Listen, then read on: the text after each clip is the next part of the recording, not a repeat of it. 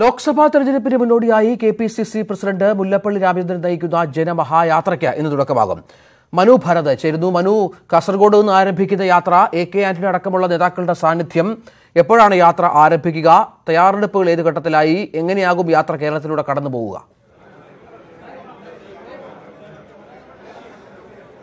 രഞ്ജിത്ത്, ഇന്ന് വൈകുന്നേരം 4 മണിയോടുകൂടിയായിരിക്കും യാത്രയുടെ ഉദ്ഘാടനം നടക്കുക. കാസർഗോഡ് ജില്ലയിലെ നായന്മാർമൂല എന്ന സ്ഥലത്ത് വെച്ചായിരിക്കും എ.കെ. ആന്റണി ഈ പതാക കൈമാറിക്കൊണ്ട് ഈ യാത്രയ്ക്ക് ഔപചാരികമായ ഉദ്ഘാടനം കുറിക്കുക.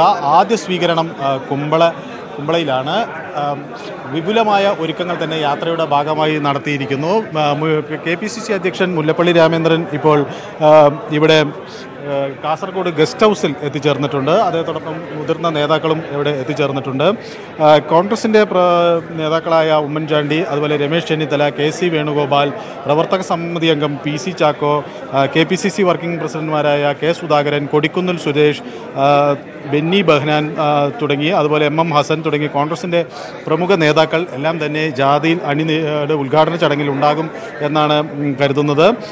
ഏതായാലും ഇന്ന് ആദ്യ സ്വീകരണം കുമ്പളയിലാണ്. പിന്നെ അതിനുശേഷം നാളെയാവും കണ്ണൂർ ജില്ലയിൽ യാത്ര പ്രവേശിക്കുക.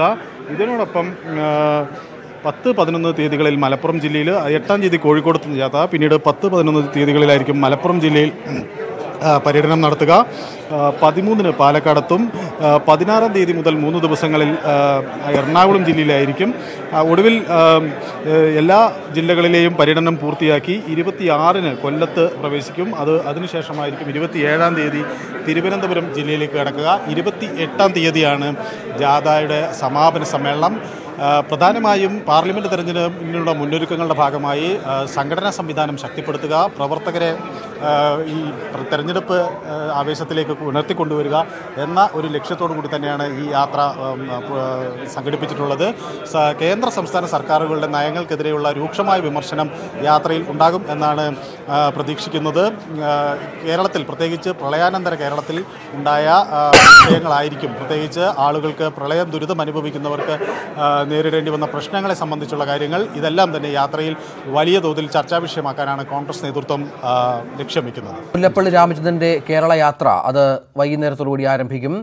അതിനുള്ള സജ്ജീകരണങ്ങളിലും ഒരുക്കങ്ങളിലും മറ്റുമാണ് കോൺഗ്രസ് പ്രവർത്തകരും നേതാക്കളും.